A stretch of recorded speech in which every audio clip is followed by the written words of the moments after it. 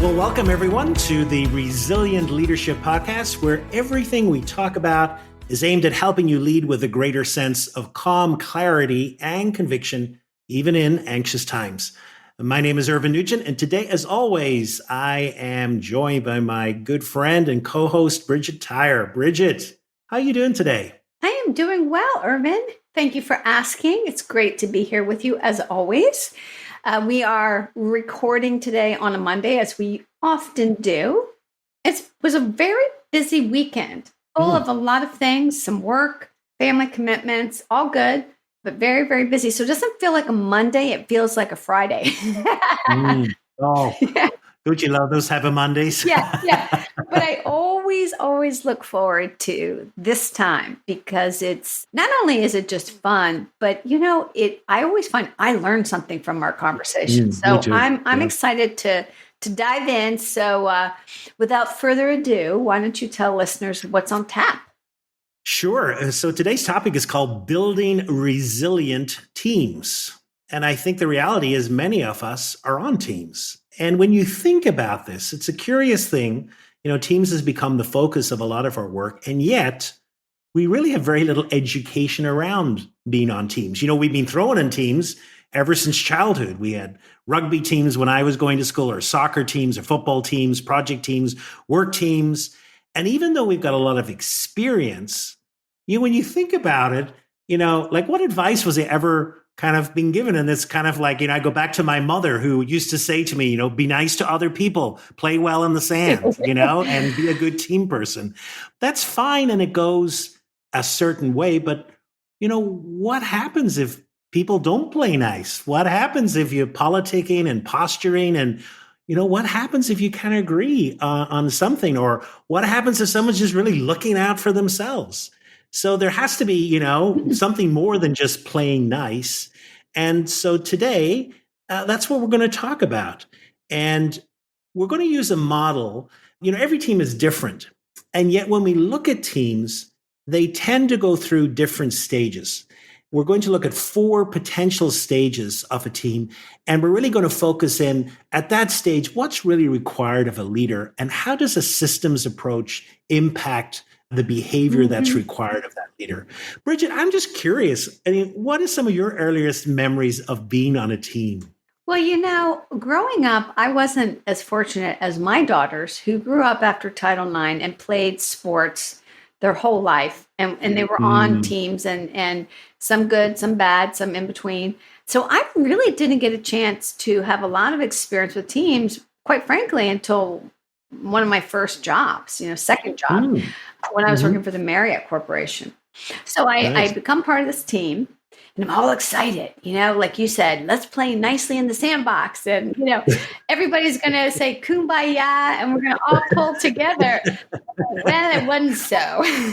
There was somebody on the team that didn't like me and I don't really know why. And then there was somebody else who wasn't carrying their weight. And then the manager who I loved was still a little bit overwhelmed by these difficult personalities. And we had a team building offsite and I thought it went great, but it really didn't. So you can see I was a novice, right? Ever since then, I've longed to be part of a truly exceptional team, which I think is a longing as human beings we all share. Yeah. Do you agree? Absolutely.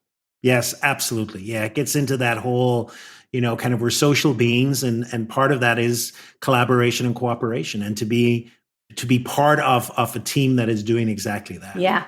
So you mentioned those 4 stages, and I do recall those from a while ago. But what is so interesting is I was a little rusty about them, and also I love this idea of what is required of a leader at each of these stages. So, Irvine, why don't you share with the listeners? Let's get started. What are those 4 stages? Yeah, just a little before, I'm curious. One thing I didn't mention is before we jump in is why even have a team? And I think, one of the things that teams can bring out is that sometimes a performance of more than people, the performance of a whole group of people is better than individuals. And so when we're a part of that, there's a commitment, there's a synergy, and we're able to perform at a higher level. So teams have been researched a lot, and the 1960s started, and there was a gentleman there called Bruce Tuckman. And what he noticed is that many teams, as they mature, and I love that teams mature, it's kind of like we're the getting to know each other phase. It's like a relationship. And then as the relationship goes on, we go through different phases. He says, well, teams are kind of like that. They mature in a certain way. And the four stages that he said most teams go through are forming, storming, norming, and performing. So let's just briefly describe them. And as I describe them, I'd love for our listeners, think of the teams you're on and think, where is my team at? What stage are they at? And see, does any of this resonate with the team that you're on? So the first one is forming. And this, we call this the polite stage. This is where a team is first meeting. Everyone is really polite. It's like your description of Marriott. Everyone's positive, and this is part of a great team. We're kind of figuring out how's this team going to operate. There's a feeling of attachment. You come away from that first meeting, you kind of feel attached to the team. Leaders begin to emerge. What's really important in teams here is there is a person that may be called the team lead, but there's other people who have influence as well. And sometimes the person with the most influence isn't necessarily the person with the title. All of that begins to happen, as people defer to different people. And importantly here, no one's really being offended yet. We haven't really stepped in each other's toes, because we're trying to avoid stepping on each other's toes. All very polite. Kind of like dating, right? It is. It's totally like dating. Of course, absolutely. You don't want to say the wrong thing, etc. And this stages can last a month, 2 months. It depends, there's no real set time. And then the next stage then is storming. And this is when honeymoon is over. And we're no longer that polite. And we've begun to clash with each other because we're getting to know each other. We're getting to know our personalities, how we deal with information, etc. And we begin to perhaps rub each other the wrong way. You begin to see disagreement. You begin to see blame. This is how, in this stage, how do we deal with blame is there? And very often now the leader is, resolve this, help us in our conflict. So the leader is called upon. At times in this stage can be very painful because it can lead to very defensive behavior or, kind of over competitiveness. People are competing with each other. So, and that's why this is called storming, the storming stage. Sounds a bit uncomfortable. It is a bit uncomfortable. I've been there a few times, yes. And I'm sure our listeners have as well. Oh, that just describes the team I'm on. But Bridget, what about the final two stages? Introduce them to us. Yeah, well, so hopefully you get beyond the storming phase, although there is no guarantee. Some of that has to do with how skillful the leader is, right? That's very true. Yeah. Very true. Yes. So let's assume the leader is pretty skillful and is moving this team along. And let's assume a decent level of maturity among the individuals, because that helps. Then the next phase, right, is norming. And so now the team is starting to gel. They're emerging out of that storming phase where there was maybe a little bit more conflict, a little bit more suspicion, hesitation, rubbing each other the wrong way. They're kind of learning how to get along. And maybe some norms, because that's what we call it, norming, are starting to emerge. And those norms, every team, every relationship system has norms, whether explicitly agreed upon, right, or implicitly developed as the team goes. So norms are starting to emerge, and things are just looking a little bit better in terms of cohesion and collaboration, right? So that's norming. And then there's still yet another stage, another phase, and that's called performing. And here's where a team kicks into yet another gear. And the ability to achieve results collectively is magnified to where they're greater than the sum of their parts. And, the leader doesn't have to be in there constantly working with the team. They can kind of hum along without a lot of oversight. And they're committed to the purpose of the team and to the project and the work that they're on. And there's a strong sense of accountability. Yeah. Now, Irvine, I'm wondering, in your experience with either leading teams or being on teams, does a team come to mind, and what stage was that team at when you were part of it? So, what comes to mind is I'm actually part of an association on the board, and we are so much in the forming stage. It's new. A lot of the board, there's only one new board member, one member that's carried over. So it's practically a new team. And we had a meeting a few weeks ago, And it was really quite hilarious because it was so obvious that conflict was being avoided, or any tension was being, everyone was tripping over each other in the desire to be I polite. love it. And it was so funny. There was one issue about, a kind of role confusion, about, well, like, was it should be this committee did this or this committee did that? And you could see there was a little bit of tension gathering. And then the leader just jumps in and she goes, well, we don't have to solve this now. We can, and the other two, everyone wanted to play with that. There was no one willing to have the conflict yet. And I said, yeah, that's fine. We can talk about it later. So it was kind of, punted further down in this desire to keep things happy and tranquil, et cetera. So the team was so much in that forming stage. Yeah. And you know what that makes me think about is some people think that sounds lovely, and other people are like, oh my God, can we talk about the real issues here? Let's stop pretending, right? Yeah, absolutely. We talked about this at the beginning, is that each stage, in order for there to be maturity, in order for there to be growth, there has to be certain actions taken. And I think let's just revisit them, and really the 4 stages, and then think about, like, what can a leader best do to help the team mature and really prepare to move to this next stage. So Bridget, any thoughts around kind of this forming stage, which I just talked about, and what a leader could do? Absolutely. What I want to connect to very briefly with what you said is, again, the leader's job is to mature the team.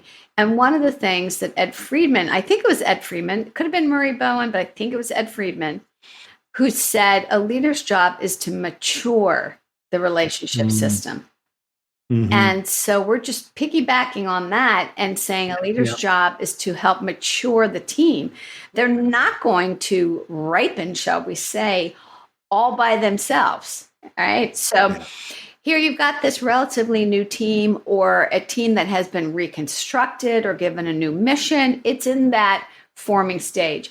As a leader, I think there are 2 things that are most essential here.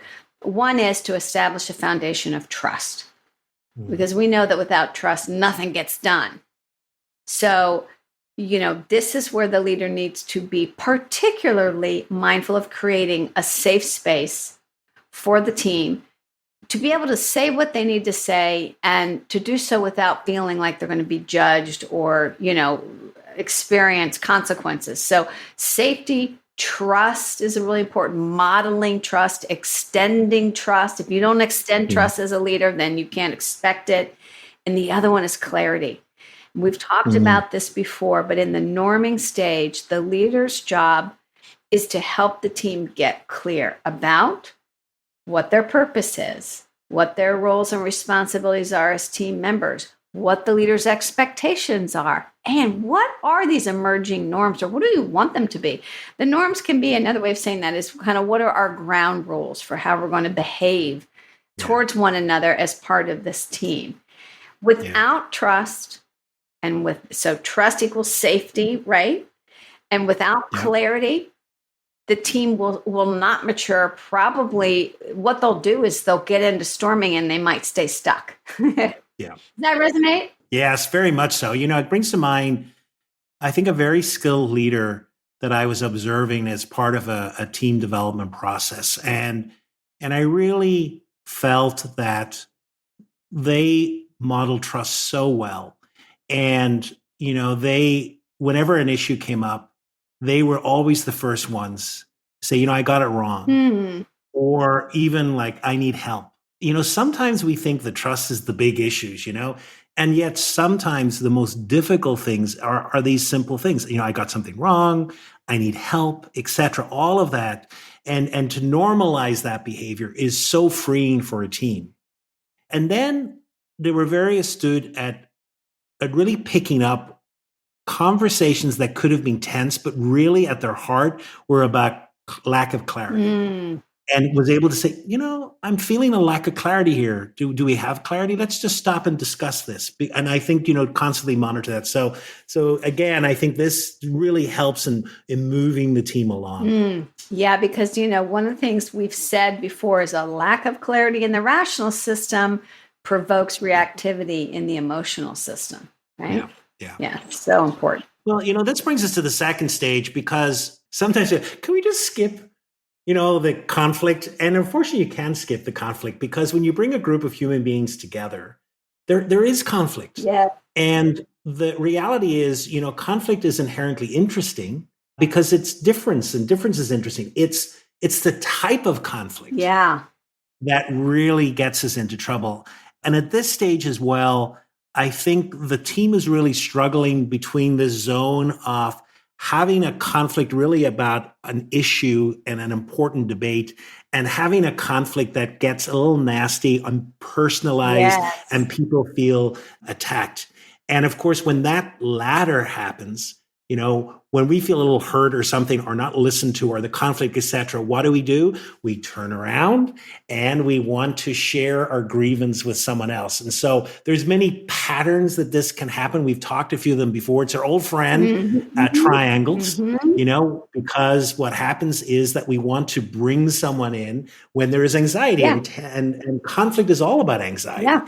And so that may be either not when there's a problem with the team lead, not going directly to the team lead, but rather talking to other people on the team, Oh, yeah. to one another about it, or to kind of relieve some of that stress. So at this stage, then the leader then really has to be aware of that, and the leader has to avoid the temptation of taking sides. Mm.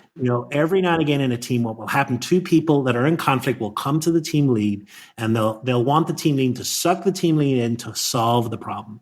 And here, what the team lead really needs to do, if the team is to mature, is to say, to keep out and to say, you need to solve this among yourselves. Yeah. And I think that becomes really important. And then to really keep conflict around the issues. What are the issues we need to discuss? Mm-hmm. And then again, another revisiting of roles and responsibilities. You see, because this again is a conversation that's never a one and Yeah. done. So you initially start a team, you think you've got all the roles worked out, and then you do it, and inevitably people start stepping on each other's toes, and this is where some of the conflict. Yeah. And then it's another invitation. Let's have another conversation. Have we got the roles and responsibilities right? And maybe we need to nuance them here, and that's another great conversation to have. Oh, absolutely. I see that happening all the time. And the whole thing about taking things personally and the grievances, that storming phase can get pretty hot. Very much so. Very much so. Yeah. So that leads us then to this third stage, which is norming. Bridget, what's really required of a leader when it comes to that norming stage? Mm-hmm. Well, I think one of the key things here now is modeling and teaching the team about accountability. Mm. And there's two kinds. It's where the leader holds the team and individuals in the team accountable for what? For commitments and for those norms, right? Yeah. But there's also peer-to-peer accountability. That one's a lot harder. Oh, yeah. I don't know about you, Irvin, but I haven't seen a lot of teams get really good at that. Do you agree? No, I absolutely. I think it is one of the more elusive skills, and evades a lot of teams because people are just afraid to go there. Mm-hmm. So I don't know. It makes me wonder, is it even possible? But I think it is. I just think it requires a different level of maturity and a leader who is willing to hang in there long enough, because people will stumble. Now, let's be really clear. We are not saying the leader abdicates their role in holding the team accountable. I once worked with a leader who so loved the idea of peer-to-peer accountability because he didn't want to hold anybody accountable. And I'm like, no, you still have to do that, right? Yeah. And so what would that look like? Let's say there's a team meeting and a really important issue starts to get debated and people become passionate and heated.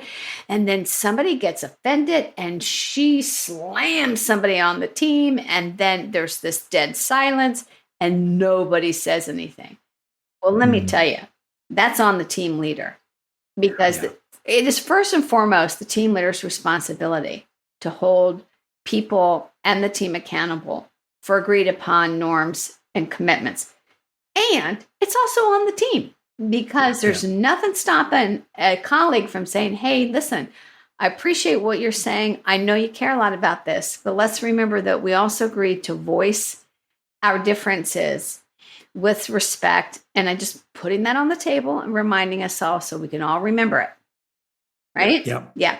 So Mm. I think that is one of the most important things is to keep the accountability consistent and high, Yeah. modeling it and teaching peers that, yeah, you can have those conversations as well. Yeah. And it also strikes me, Bridget, that in order to have peer accountability, the thing that we were talking about just before, roles and clarity around roles is and responsibility is so important, because if people haven't really have clarity around what they've committed to do, Yeah. if there isn't buy-in there, it's very hard to hold people accountable. And so Yeah. it's once you have those conversations, then accountability becomes possible, because there is clarity and there is commitment and there is buy-in. Oh, Irvin, I'm so glad you mentioned that. If you aren't, as part of your regular team practices, at every meeting saying, what have we agreed to? What have we committed to? Then you can be Yeah. sure you're going to have breakdowns in accountability in the norming stage, if not in the storming phase, right? Yeah. Yep. Well, what about that fourth stage? It would seem like maybe the leader could go on vacation now. And sometimes they do, and they kind of go back, because you can go back. It isn't always progressive. I think what's important here is, you've got a well-oiled machine. The team is doing very well. And then all of a sudden, what we're seeing is results. And I think it's a gentle reminder, especially from the leader. Sometimes there is a tension between individual results and collective results.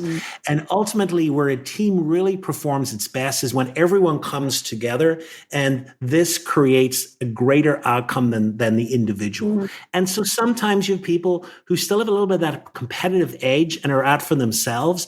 And I think it's a gentle reminder that the leaders always said, hey, we are about the collective. This is the team's results. And collectively, we produce the win. Yeah. And I think the best performing teams are always keeping in mind the importance of the collective results. And I think a good leader as well is able to help the team understand their role within the wider organization and the key that they play to even the wider organizational results as well. That really resonates. If you are on, and speaking directly to our listeners, if you're on a senior team, people have worked very hard to get to that level, and they are typically ambitious people.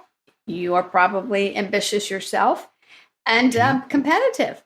And so I tell you, those senior teams, they can have a lot of friction around individual needs and successes and team needs and successes. That is just to be expected. And how you modulate that and negotiate that, I mean, that's just going to be a challenge, but it's the leader's job to bring everybody back to what is our collective purpose here? What's at stake if we devolve into a group of individuals as opposed to commit to and produce as a team? Yeah. Oh, good stuff. No easy thing. No wonder the leaders want to go on vacation, but they got to come back. Absolutely. Yeah. Okay, so we always want to end with the practice. And Irvin, I can't wait to hear what you have in mind. So this is a little practice which is really taken from the world of facilitation. Sometimes that when work is being done with teams that are in the process of trying to clarify roles or trying to clarify next steps, etc. And it's a little exercise called "What I Need from You."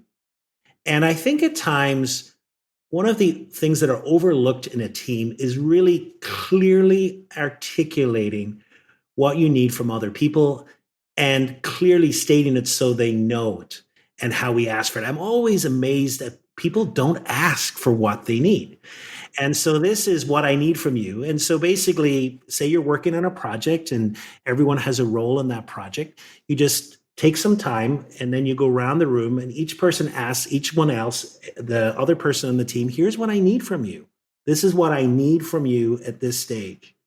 You use the words, what I need from you is, and the only possible answers you can get back are yes, no, or too vague.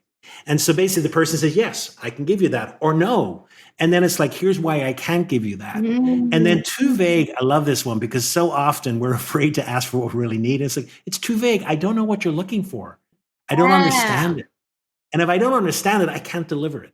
I've used this with a few teams and teams just loved it. I think it was a skill building and a reminder that at times we forget to really ask for what we need. Love it.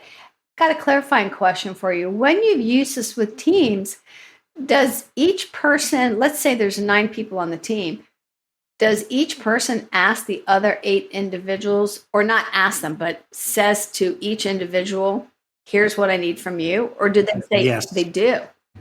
They do. It takes quite a while, and that's why it's part of a facilitation exercise. Got it. But I think it really, because what comes out in this, Bridget, is that the person's really comfortable with 4 of those 9 people, or 5 or 6 of those 9 people, and there's 3 that they're not. And it just really brings it out. It does take a while, but you can nuance this. I think it's just a great, even if you've just got another person, one other person, at times we forget to, ask, what do I need from you? Yeah. What is it I'm looking for? Yeah.